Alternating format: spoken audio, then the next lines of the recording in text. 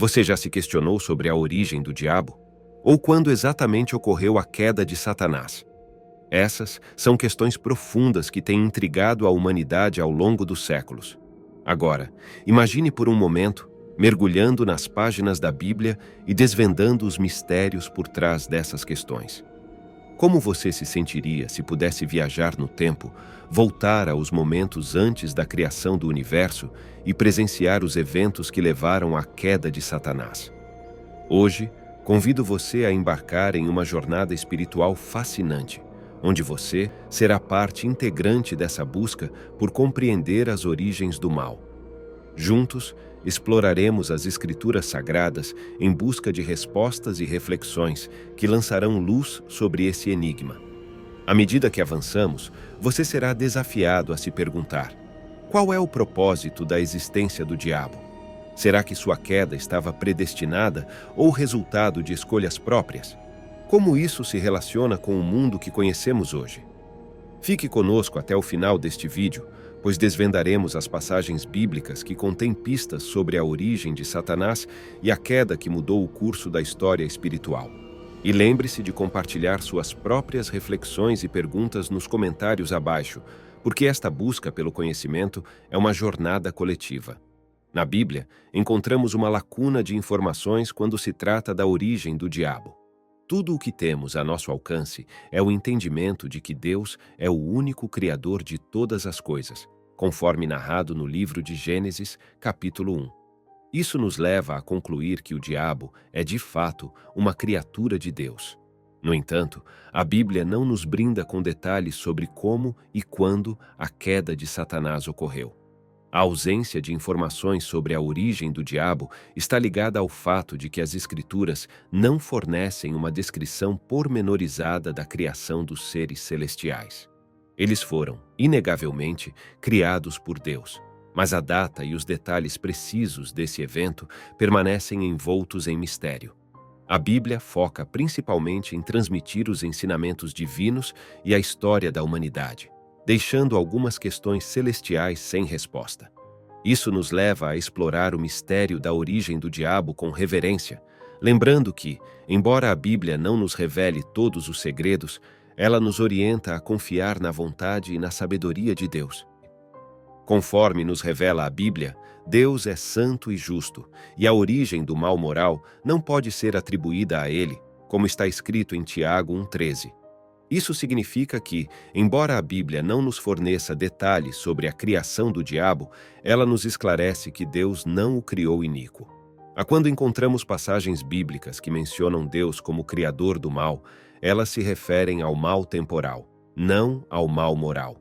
O mal temporal é o castigo divino que ocorre como consequência do pecado. O mal moral, por sua vez, é a própria transgressão da lei de Deus.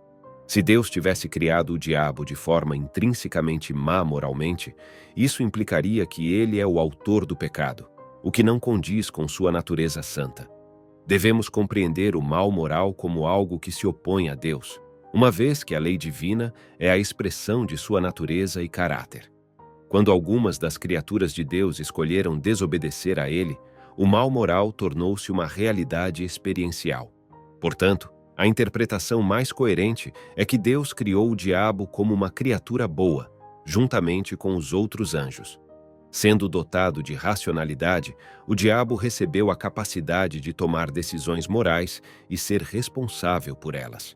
No entanto, por escolha própria e fazendo uso de seu livre-arbítrio, em um certo momento, ele optou por transgredir a lei de Deus. A Bíblia, esse sagrado livro, mantém em segredo o momento exato da queda de Satanás. Ela revela que quando nossos primeiros ancestrais, Adão e Eva, cederam à tentação, Satanás já estava lá, agindo como o grande tentador, o adversário. Isso sugere que a rebelião de Satanás ocorreu antes desse momento crucial. A antiguidade de sua rebelião está de acordo com as palavras do próprio Jesus, quando ele disse que o diabo foi homicida desde o princípio e não permaneceu na verdade. A história da queda de Satanás, conforme muitos cristãos a conhecem, é baseada em tradições populares e narrativas que se desenvolveram ao longo dos séculos. Essas histórias ganharam destaque, especialmente a partir do século IV d.C., e continuam a influenciar nossa compreensão até os dias atuais. A informação bíblica mais clara sobre a queda de Satanás é fornecida pelo apóstolo Paulo, que simplesmente nos diz que Satanás caiu devido ao seu orgulho. No entanto, Paulo não aprofunda nesse tema, deixando-o sem maiores explicações. O livro do Apocalipse menciona uma expulsão de Satanás e seus anjos do céu. Mas este texto não se refere à queda inicial de Satanás. Em vez disso, descreve a derrota esmagadora de Satanás por ocasião da morte e ressurreição de Cristo. Nesse momento, Satanás perdeu sua posição como acusador dos filhos de Deus. Desde tempos remotos na história da Igreja, alguns estudiosos começaram a perceber em determinados trechos das Escrituras Sagradas possíveis alusões à origem e queda do diabo. 3 dos principais textos que apontam nessa direção são Isaías 14:4, Ezequiel 28:13-15 e Lucas 10:8. Vamos examinar sucintamente cada um desses trechos. Em Isaías 14:4, encontramos uma profecia de Isaías direcionada ao rei da Babilônia. Nessa profecia, o profeta utilizou a metáfora estrela da alva para se referir ao monarca orgulhoso, descrevendo sua queda como se viesse do céu. A expressão hebraica, estrela da alva, foi traduzida para o latim como Lúcifer, que significa portador da luz. Alguns interpretaram essa passagem de forma errônea, atribuindo-a a Satanás, o que deu origem à tradição popular de chamar o diabo de Lúcifer. No entanto, essa interpretação é equivocada. Lúcifer é um substantivo masculino utilizado na tradução latina da Bíblia. Surpreendentemente, o mesmo substantivo é aplicado no Novo Testamento para se referir a Cristo. Levando em consideração o contexto da profecia de Isaías e o estilo literário de seu texto, não há evidências irrefutáveis que indiquem uma referência velada à queda de Satanás. É importante lembrar que a Bíblia afirma que Satanás é a influência por trás do poder corrupto e ganancioso do homem, como vemos em Daniel capítulo 10, versos 13 e 20. No entanto, nessa passagem de Isaías, é mais provável que as palavras poéticas de escárnio sejam dirigidas diretamente ao governante humano. Os estudiosos têm debatido a identificação desse rei ao longo dos anos. Na época do profeta Isaías, a Babilônia era uma cidade importante, mas ainda não havia se tornado uma superpotência. O império dominante daquela era o assírio, que inclusive governava sobre a Babilônia. Somente mais tarde, a Babilônia, sob o comando do rei Nabucodonosor, derrotou os assírios e se tornou o maior império daquele tempo. Portanto, alguns estudiosos acreditam que Isaías estava profetizando a ascensão e queda da Babilônia como império. No entanto, o contexto parece favorecer a interpretação de que Isaías estava profetizando a queda do próprio Império Assírio. Isso ocorre porque, naquela época, a Babilônia fazia parte das possessões assírias, e os reis assírios também eram chamados de reis da Babilônia. Versículo 13. O lamento contra o rei de Tiro. Nas palavras do profeta Ezequiel, uma lamentação é proferida contra o governante de Tiro. Assim como na Bíblia, onde Deus envia profetas para transmitir sua vontade ao povo, Ezequiel traz uma mensagem divina direcionada a este rei. A cidade de Tiro, com sua riqueza e orgulho, está no centro desta profecia. Versículo 14. O sábio querubim ungido. O profeta descreve o governante de Tiro como um sábio querubim ungido. Este termo elevado sugere a posição exaltada do rei e a sabedoria que ele possuía, concedida por Deus. Esta é uma forma de enfatizar a importância do rei naquele tempo. Versículo 15. Uma reflexão profunda. Ezequiel utiliza um estilo literário comum em textos proféticos para ilustrar a magnificência de Tiro e o orgulho de seu rei. Da mesma forma, no capítulo 32, ele compara o Egito a elementos do Éden, ressaltando sua grandiosidade e queda. A lição profunda. No contexto amplo e imediato, vemos que os profetas dirigem suas palavras aos monarcas e seus reinos. Eles enfatizam a importância que esses reis alcançaram em sua época, fruto da bênção divina. No entanto, quando o orgulho humano cresce de maneira desmedida, Deus age para reverter a situação. Este é um lembrete de que, embora o orgulho possa alcançar proporções grandiosas, ainda é uma característica humana, não angélica. Assim, as palavras de Ezequiel não apenas profetizam sobre Tiro, mas também nos lembram da importância de manter a humildade perante Deus, independentemente de quão elevada seja a nossa posição ou sucesso terreno. No 10º capítulo do Evangelho de Lucas, encontramos a descrição de uma missão importante na qual Jesus enviou 70 discípulos para pregar o Evangelho. Conforme a mensagem de Cristo era pregada, maravilhas ocorriam. Enfermos eram curados e demônios eram expulsos. Os 70 discípulos voltaram comemorando os resultados obtidos na missão, e Jesus, ao ver a alegria deles, proferiu palavras significativas. Ele disse que via Satanás cair do céu como um raio, uma afirmação que, em seu contexto, apontava para a derrota do mal. Isso indicava que, à medida que o reino de Deus se estabelecia e as boas novas eram proclamadas, o domínio de Satanás enfraquecia.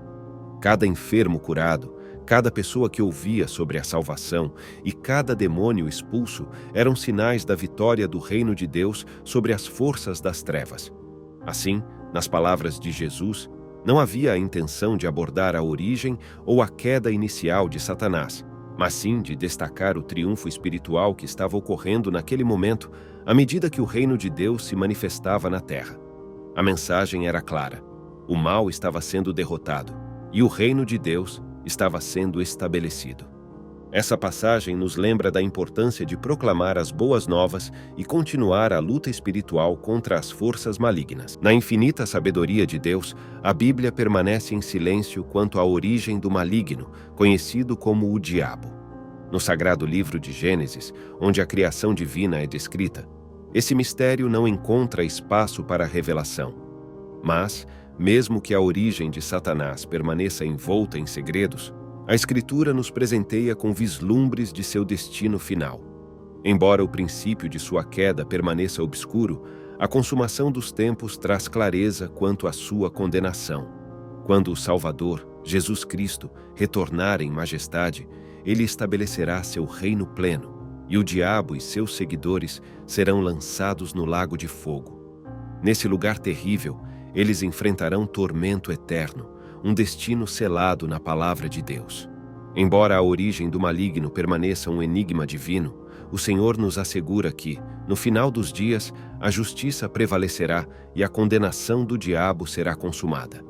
Que isso nos inspire a seguir o caminho da retidão e a buscar a salvação, longe das artimanhas do adversário. A questão da origem do diabo e a queda de Satanás é uma questão complexa e muitas vezes cercada de mistério. No entanto, independentemente das diferentes interpretações teológicas, podemos tirar algumas lições valiosas para a nossa vida espiritual. Primeiramente, essa discussão nos lembra da importância de entender a natureza do mal em nossa jornada espiritual. Ao reconhecer a existência do mal e suas origens, somos lembrados da necessidade de resistir às tentações e buscar o caminho do bem e da justiça em nossa vida cotidiana. Além disso, a história da queda de Satanás nos lembra da importância da liberdade de escolha. Tanto os seres humanos quanto os seres espirituais têm o livre arbítrio para fazer escolhas, e é através de nossas escolhas que somos definidos espiritualmente. Devemos, portanto, fazer escolhas que estejam alinhadas com valores morais e espirituais elevados. Por fim, essa discussão nos convida a fortalecer nossa fé e confiança em Deus. Independentemente de nossas crenças específicas sobre a origem do diabo, a mensagem central é que Deus é soberano e, no final, o bem prevalecerá sobre o mal. Devemos confiar em Deus, buscando sua orientação e graça em nossa jornada espiritual. Na nossa vida espiritual, a questão da origem do diabo e a queda de Satanás nos desafia a explorar as profundezas da nossa fé e compreensão espiritual.